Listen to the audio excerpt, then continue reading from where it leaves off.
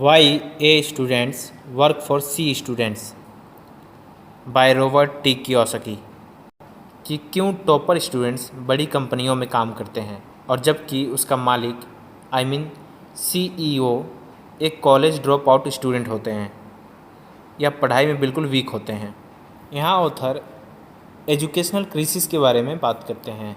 यहाँ author Robert T Kiyosaki argue करते हैं कि फाइनेंशियली इम्पोर्टेंट स्टफ स्कूल में नहीं बल्कि घर में पढ़ाया जाना चाहिए। स्कूल्स और यूनिवर्सिटीज़ में बच्चों और टीनेजर्स का नंबर बहुत फास्टली इंक्रीज हो रहा है। हालांकि अभी करिकुलम में फाइनेंशियल एजुकेशन को इतनी इम्पोर्टेंस नहीं मिली है। ये बुक आपको फाइनेंशियल एक्सपीरियंस देगी जिसके बारे में आपने स्कूल में थोड़ी बहुत पढ़ी होगी।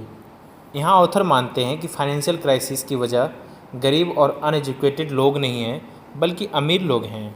आज की एजुकेशनल सिस्टम में लॉन्गेस्ट लेग इन टाइम यानी कि टाइम गैप काफ़ी ज़्यादा है। अ लेग इन टाइम किसी आइडिया की कन्विंसिंग और उसके इम्प्लीमेंटिंग के बीच का डिफरेंस होता है। एक बार अगर आप इस बुक से नॉलेज ले लेंगे तो आगे आप अपने बच्चों को भी ये नॉलेज पास कर सकेंगे ताकि आप उन्हें बगैर पैसे दिए भी फाइनेंशियल स्टार्ट दे सकें। यहाँ ऑथर बताते हैं कि खुद रॉबर्ट टी कियोसाकी यानी कि ऑथर ने ये डिसाइड किया कि वो आर्मी की अपनी जॉब छोड़कर ऐसे सब्जेक्ट की स्टडी करेंगे जिनके बारे में स्कूल या कॉलेजेस में रूटीनली नहीं पढ़ाया जाता। The fairy tale story is over. यहाँ ऑथर बताते हैं कि पुराने टाइम में लाइफ किसी फेरी टेल जैसी ईजी होती थी जहाँ आप कॉलेज जाकर डिग्री ले लेते थे और किसी किसी कंपनी में आपको एक हाई पेइंग जॉब मिल जाती थी जिससे आप अपने सारे स्टूडेंट्स लोन्स भी चुका देते थे। लेकिन अनफॉर्चुनेटली अब वो बात नहीं रही। आजकल एक स्टूडेंट की लाइफ किसी रोड ट्रिप जैसी होती है। पहले कॉलेज जाना, ग्रेजुएट होना और स्टूडेंट्स लोन्स के साथ साथ उसका इंटरेस्ट भी बढ़ता जाता है जो एक्चुअल में स्टूडेंट्स को और भी पूरा बना देता है। और ऊपर से अनएम्प्लॉयमेंट क्राइसिस की वजह से ना सिर्फ अमेरिका बल्कि सारी दुनिया के स्टूडेंट्स जॉबलेस घूम रहे हैं और ये साइकिल कंटिन्यूसली आगे भी चलता रहेगा। पेरेंट्स सोचते हैं कि हमारे बच्चे को कॉलेज में एडमिशन मिल गया तो बस अब उसकी लाइफ सेट है, बट नहीं।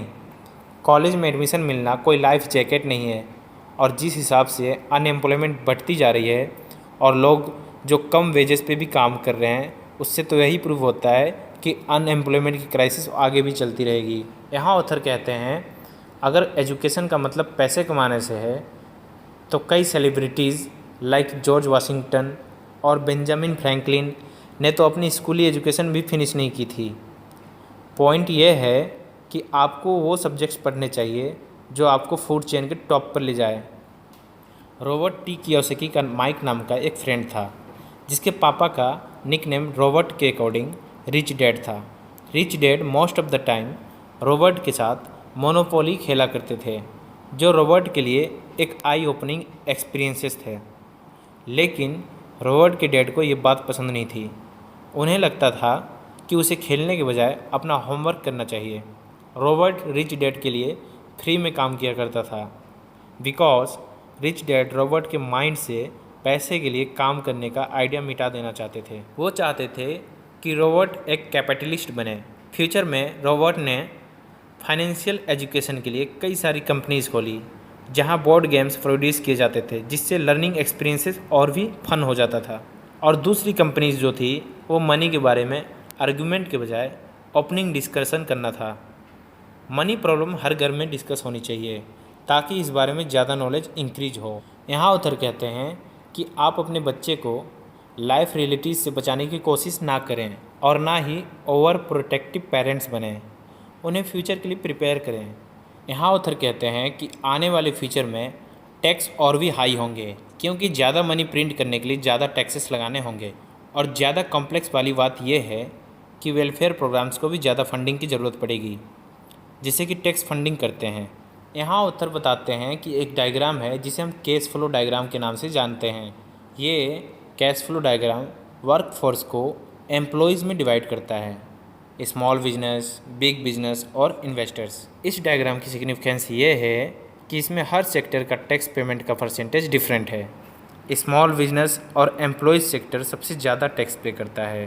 दैट्स वाई अपने बच्चों को स्कूल भेजने और उन्हें एक अच्छी सी सिक्योर जॉब करने के लिए एंकरेज करने का ये मतलब भी होगा कि आप उन्हें हायर अमाउंट ऑफ टैक्सेस पे करने के लिए भी बोल रहे हैं। यहाँ पे बच्चों को डिफरेंट सेक्टर्स के बारे में पता होना चाहिए ताकि वे अपने चॉइस के हिसाब से डिसाइड कर सकें कि उन्हें क्या बनना है। एक पेरेंट्स का सबसे क्रूशियल रोल होता है अपने बच्चों में लर्निंग की हैबिट डेवलप करना।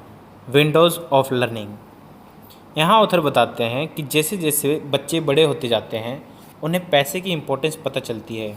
यहाँ ऑथर ने बच्चे की लाइफ का लर्निंग फेज 3 विंडोज़ में डिवाइड करके बताया है। फर्स्ट विंडो है क्वांटम लर्निंग, जो कि पैदा होने के 12 ईयर्स की एज के बीच का है।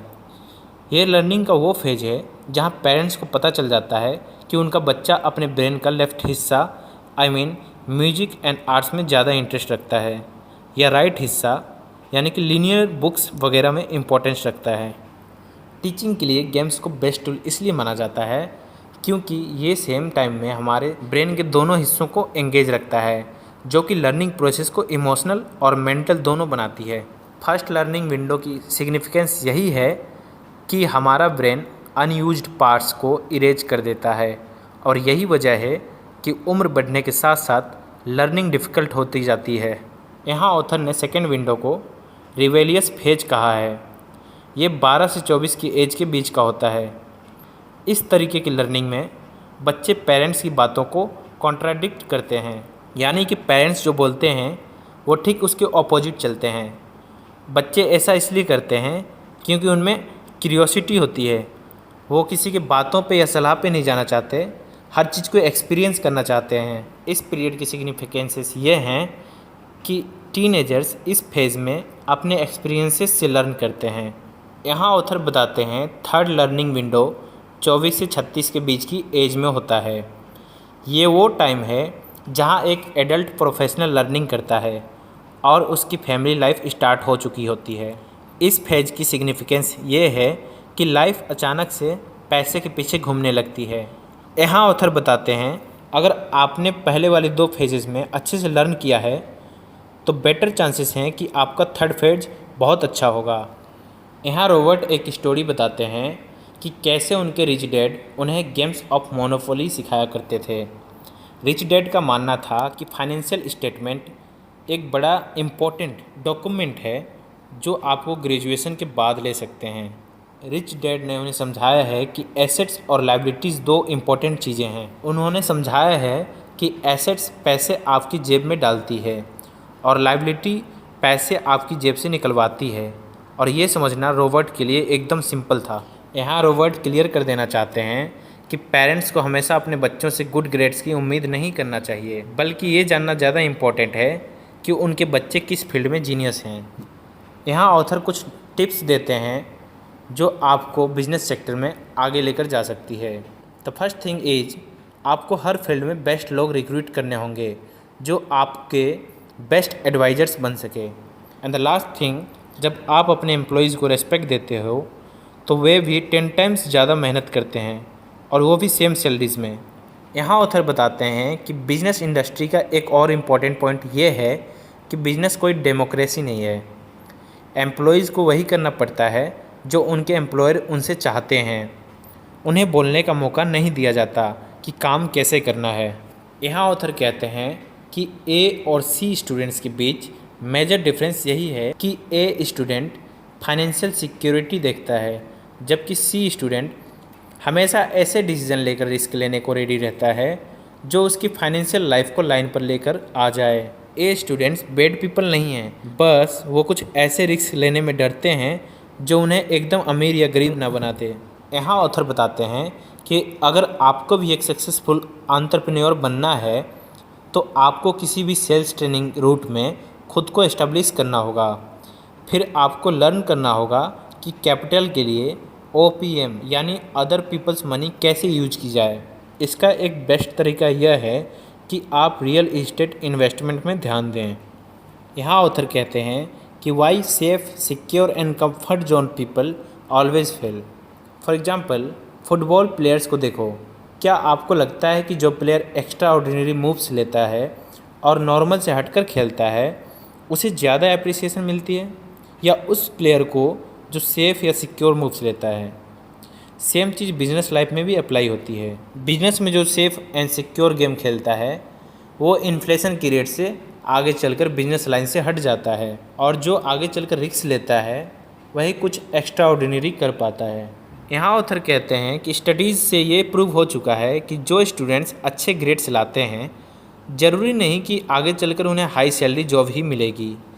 एक स्टूडेंट्स रूल्स फॉलो करने में अच्छा हो सकता है, लेकिन ये ज़रूरी नहीं कि वो कुछ एक्स्ट्रा ऑर्डिनरी भी करे। Why poor people remain poor. यहाँ ऑथर कहते हैं कि ये रियल स्टोरी है जो बताती है कि लाइफ में चेंज की इम्पोर्टेंस है और इसे कैसे समझें। 80 और 90 के दशक में कांग्रेस की सरकार ने भारत में कंप्यूटर आने नहीं दिया और नई टेक्नोलॉजीज़ को आने नहीं दी। उस समय लोगों का मानना था कि नई टेक्नोलॉजी और कंप्यूटर्स लोगों से एम्प्लॉयमेंट छीन लेगी, एंड बिकॉज ऑफ दिस काफ़ी टाइम बाद हमारे भारत में आईटी टेक्नोलॉजी और कंप्यूटर्स आई। और यहाँ ऑथर क्लियर कर देना चाहते हैं कि टेक्नोलॉजी की वजह से कभी भी एम्प्लॉयमेंट जाते नहीं बल्कि अपॉर्चुनिटीज़ आती हैं। यहाँ ऑथर कहते हैं कि उस दौर में अगर इंडिया टेक्नोलॉजी के फ्लड को समझ लेती